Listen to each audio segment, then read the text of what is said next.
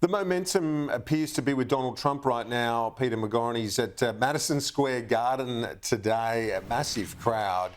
In New York, though, it's not a seat where you'd expect, it's not a battleground electorate, that's for sure.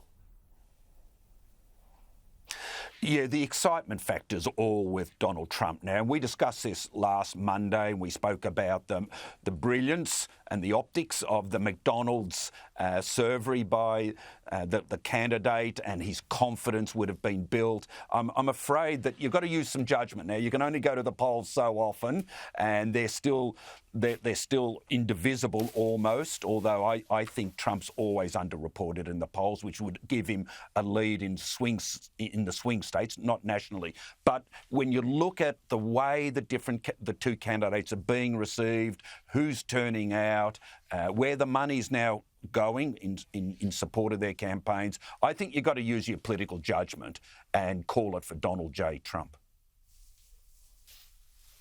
That's what you have done. That's what Peter McGauran has done. Simon Banks, you're suggesting the polls remain, and I think many agree with you that the polls are still too close to be making a call right now, Simon. Yeah, that's right. And look, I mean, the one thing you need to remember about the US system, of course, is that it's actually about voter turnout, not just who people say that they're inclined to vote for one way or the other.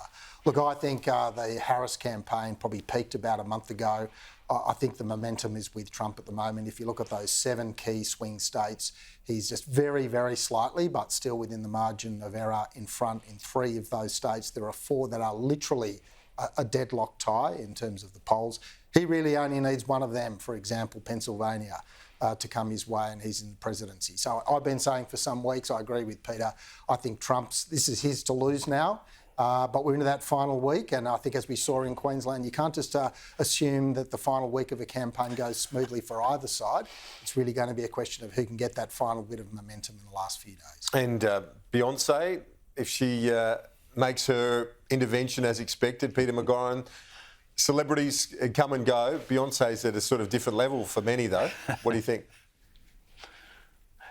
Yeah, but she's a Houston girl, and Houston and Texas is locked in for Trump. I agree with Simon. It's a voluntary voting system, but the Republicans this time around have learnt the lesson from the 2020 campaign.